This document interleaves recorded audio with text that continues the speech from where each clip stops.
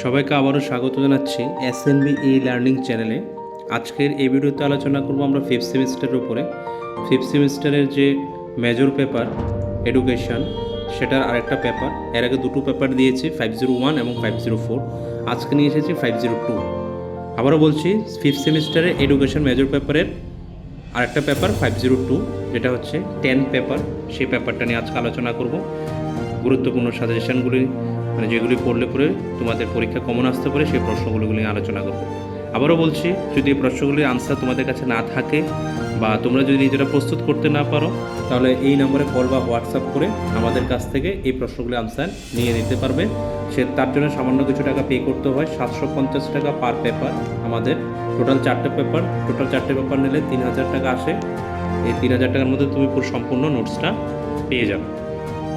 আরেকটা কথা হচ্ছে, ভিডিও ডেসক্রিপশানে আমাদের একটা হোয়াটসঅ্যাপ গ্রুপ আছে। সেই হোয়াটসঅ্যাপ গ্রুপের লিঙ্কটা দেওয়া আছে, সেখানে ক্লিক করে জয়েন করে নেবে।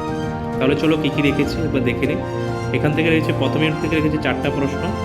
What is comparative education, discuss the scope of comparative education, discuss the various factors influencing comparative education, discuss the aims and purpose of comparative education, discuss the challenges facing the study of comparative education।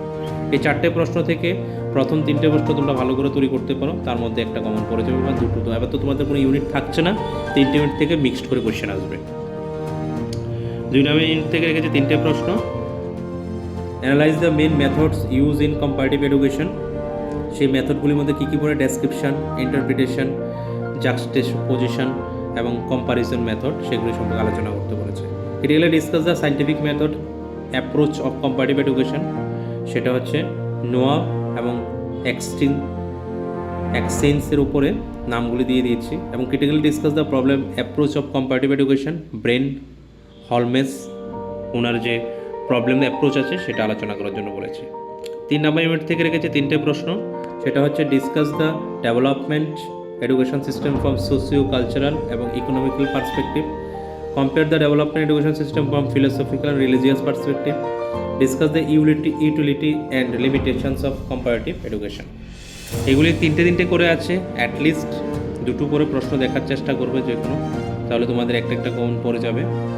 R 2টো common পড়লে যে কোনো unit থেকে তোমরা লিখতে পারবে। এই হচ্ছে তোমাদের 502 সাজেশন এডুকেশনের। এগুলি ভালো করে তৈরি করো। সবাইকে ধন্যবাদ জানাচ্ছি ভিডিওটা শেষ পর্যন্ত দেখার জন্য।